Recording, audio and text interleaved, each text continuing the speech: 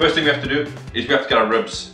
You buy the ribs, try and make sure you have ones that have got quite a lot of meat content on them.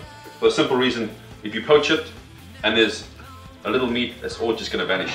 So first thing we have to do is cut them up into individual riblets. It's as simple as finding the gap and then just cutting it down all the way down there.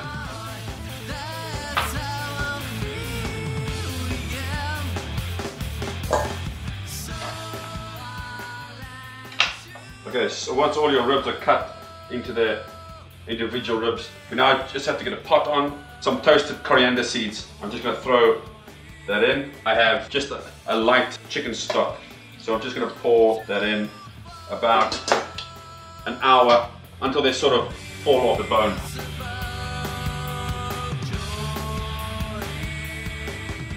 The ribs are now on to poach.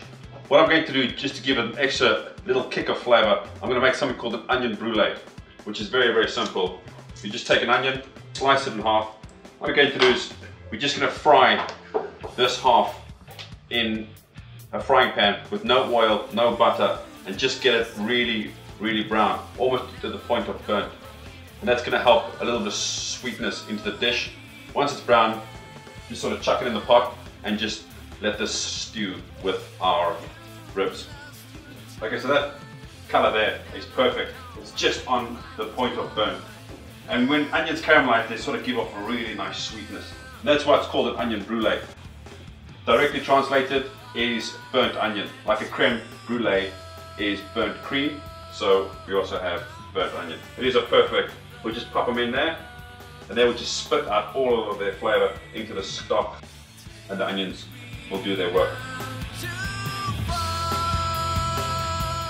So now our ribs are done. They've been poaching for roughly about an hour now, and I can just smell the coriander seed. I can smell the sweetness of the onion, and they're really, really soft. So it's now time to get them onto a tray and get them in the fridge. The reason we get them in the fridge is if we take it straight from here and deep fry them, this rib holds a lot of moisture. If we put moisture into hot oil, it is just going to spit all over the place. So we'll cool it down, extract the moisture in the fridge, and then they'll be ready to deep fry. All of the ribs are now in a tray.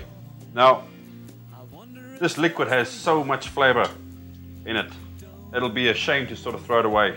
What I normally do at home when I make this dish is I strain all of this liquid, I then put it in a container and stick it in the freezer. And every time I need to make a soup, I just sort of bring it out, heat it up, and all the flavors all ready there. So you sort of get two dishes out of one. So we'll get this in the fridge, I'll strain that, and then keep it in the fridge. Okay, so our stew is pretty much done. We're just going to get everything together now. I'm just going to make the batter for the ribs that have been chilling in the fridge. So basically, the curry part of this ribs is going to be in the batter. So I've got my spices over here. I've got 1 teaspoon of chili powder. I've got 2 teaspoons of turmeric. I've got 2 teaspoons of cinnamon, 1 teaspoon of black pepper, and then 2 teaspoons of ground cumin seed. So all of this just goes into a tray, and this is basically all the spices that's used in a curry. You can play around with this as much as you want. You can put more chili powder in if you want. I want it to be a little bit milder and a lot more sweeter, hence I've got so much cinnamon in there.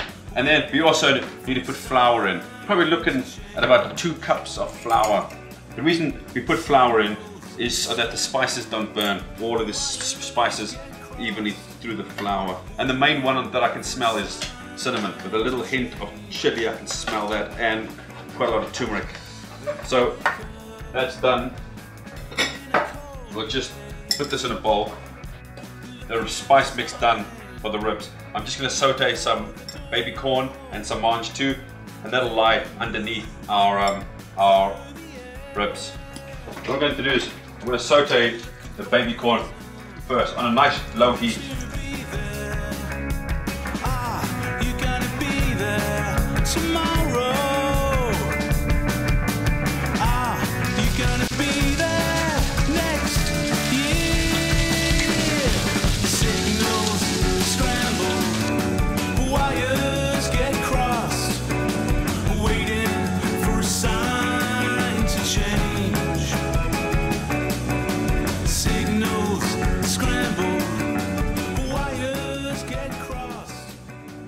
Alright, so our oil is about 180 degrees, which is a perfect temperature just to cook or to heat the ribs up, make it crispy on the outside and not burn.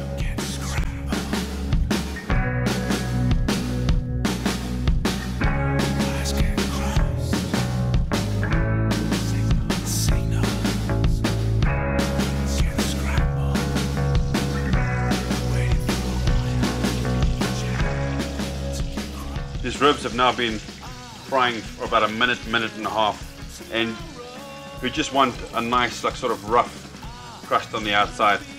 Those ribs are going to be crispy on the outside and really nice and moist on the inside. So we'll just drain them onto paper towel, just to absorb all of the oil. We'll season them up with a little bit of salt and pepper, and then they're ready to plate. Get crossed.